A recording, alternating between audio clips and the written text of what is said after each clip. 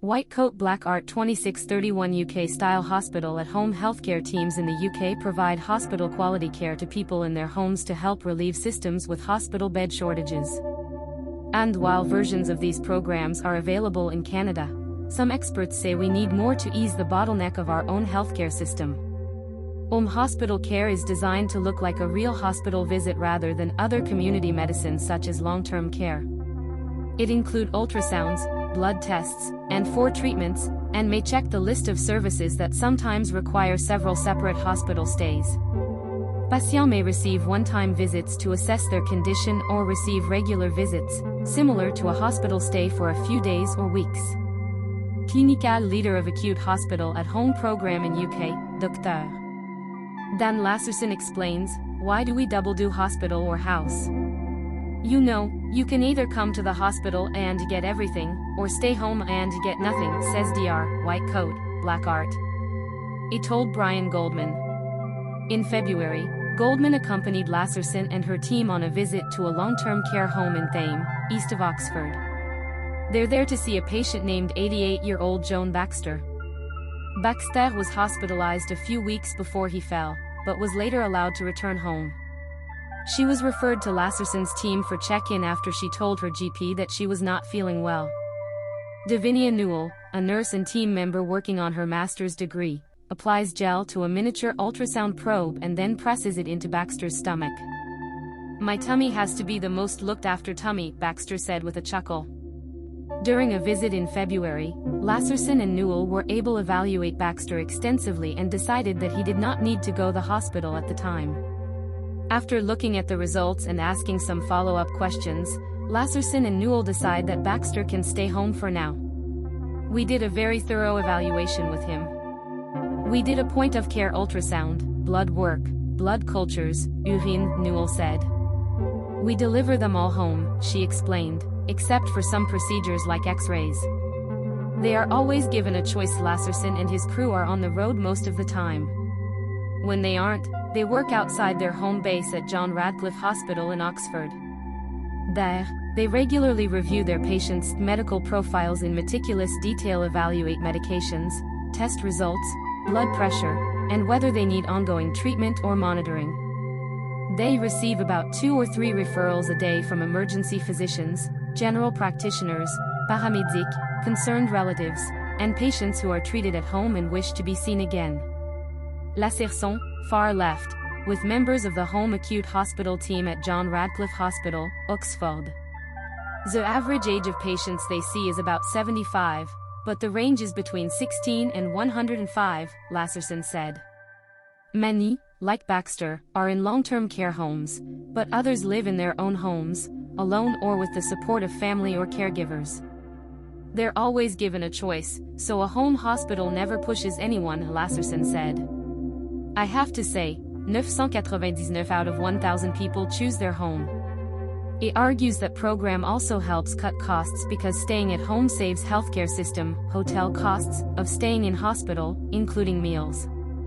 A UK-based 2021 study found that home hospital care is a cost-effective alternative to hospitalization for selected older people, with little or no difference in quality of care at home or in hospital. WATCHAn emergency room for the elderly only. Toronto Hospital establishes first senior emergency department. Duration 152 Toronto Western Hospital is establishing a geriatrics center to focus exclusively on emergency care for the elderly. Home hospital programs have launched with successful results Alberta and B.C, but have seen little or no commitment elsewhere in the country, according to a February article the Canadian Medical Association Journal. Supporter said this could help Canada's healthcare system, which has come under great pressure since the pandemic, including staffing and bed shortages, and longer wait times for procedures ranging from joint replacements to cancer surgeries. S program launched at Victoria General Hospital in late 2020 in response to COVID-19. It has since expanded into the Royal Jubilee Hospital, also located in Victoria. Sean Spina, Regional Clinical Pharmacy Manager at Island Health, says they provide the equivalent of a 20-bed ward through home visits. In BC, patients must first be hospitalized. If their condition does not require a longer hospital stay but still requires regular care, they can complete their treatment at home. Similar to the team of the UK program, B.C. The vice president of the program, Dr. Nancy Humber, said the program's multidisciplinary team includes an occupational therapist, pharmacist, dietitian, nursing educator, and more. Island Health's Home Hospital program. Albert says that as of the end of February, the program had treated 1,391 patients, which was about 10,000 days hospitalized. Most, if not all, patients are in their final years, unlike Lasserson's patients. We try to get geriatric patients straight from the emergency room because our program really allows them to do the rest of their care at home, Humber said. We also know that the 30-day readmission rate is decreasing. So I think it's a good fit for this population. An uphill battle. The oldest home hospital program may be that of Australia, where it has been a part of healthcare systems for nearly 30 years, said Dr. when the program at home is started. But Krisky says there is a tough battle in Canada to persuade policymakers to invest more in the model. There's a feeling in Canada that unfortunately our system is split into these two silos, she said. Acute care belongs to the hospital, and community care belongs to the community. Krisky worries that the program may be neglected as the pandemic measures wear off. She also criticizes that B.C.'s program requires patients to be hospitalized first, she says. Elizabeth Krisky is a physician who advocates and co-directs B.C.'s first home hospital program, launched in the fall of 2020. The program at Island Health has quickly grown into an advanced discharge service, and that should be the point, not hospital avoidance, she said. Prototype programs for home hospital care have brought significant benefits to patients and caregivers.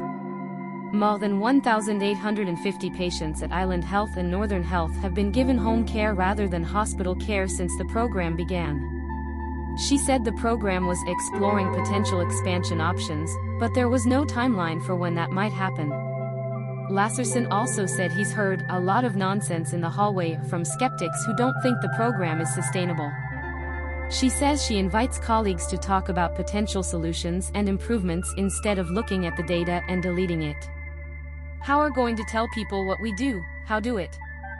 It's hard to write articles about that kind of thing. Most experiential, we see it and understand what's going on, he said.